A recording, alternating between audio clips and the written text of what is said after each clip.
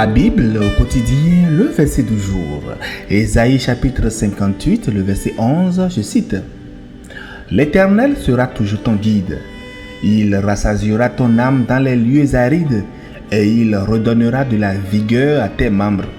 Tu seras comme un jardin arrosé, comme une source dont les eaux ne tarissent pas. Fin de citation. Glorifions le Seigneur.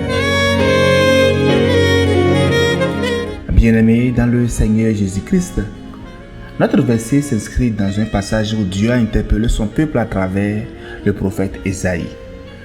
Le prophète a commencé par dénoncer une religiosité superficielle.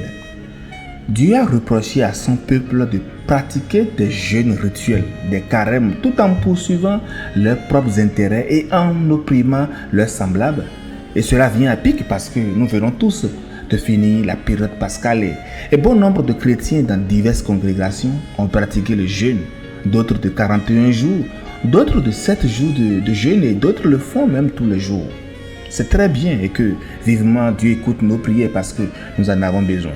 Mais au verset 3 à 5 de ce chapitre 58 de Ésaïe, Dieu expose clairement pourquoi les jeûnes de ces peuples d'alors ne produisaient pas les résultats espérés. Il dit, voici le jour de votre jeûne. Vous vous livrez à vos penchants et vous traitez durement tous vos ouvriers. Et à partir du verset 6, Dieu redéfinit le vrai jeûne. Il dit, détache les chaînes de la méchanceté, libère les opprimés, partage ton pain avec celui qui a faim, accueille les malheureux, couvre celui qui est nu. Puis au verset 8, il énumère les bénédictions qui accompagnent l'obéissance sincère à tout ce qui précède. Et c'est seulement après avoir établi ces conditions que viennent les promesses de notre verset du jour, le verset 11, qui en fait, ma foi, ces promesses ne sont pas automatiques ni destinées à toute personne religieuse par apparence, mais plutôt ces promesses sont adressées à ceux et à celles qui vivent selon le cœur de Dieu. Dieu a dit à David, j'ai trouvé l'homme selon mon cœur. Bien-aimés, ceux qui bénéficient vraiment de ce dont il est question dans notre verset, ce sont ceux-là qui laissent la compassion remplacer l'indifférence, qui joignent l'acte à la parole, la prière à l'action, qui font couler la source de l'amour divin jusqu'aux autres.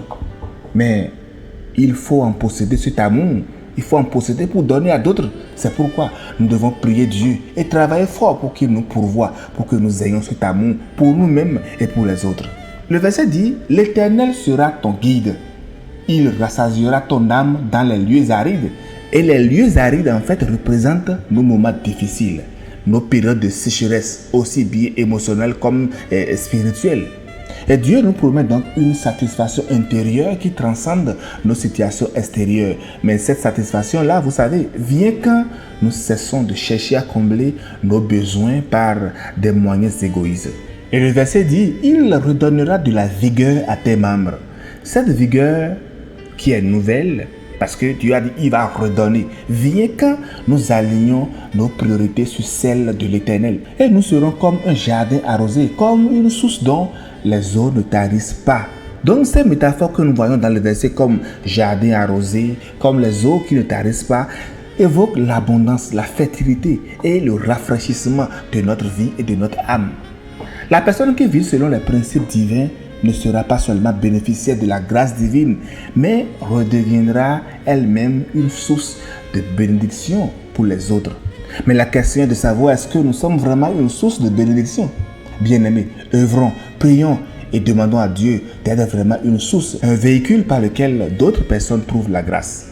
Bien-aimés, le secret de la fraîcheur de notre vie réside dans le fait de laisser Dieu, la source par excellence, nous remplir constamment de qui il est, de son amour, de son pardon, sa joie, sa paix, en passant plus de temps possible en contact avec lui. Mais c'est aussi dans le fait de s'appliquer à partager à notre tour tout ce qu'il nous donne en aimant et en pardonnant ceux qui nous entourent.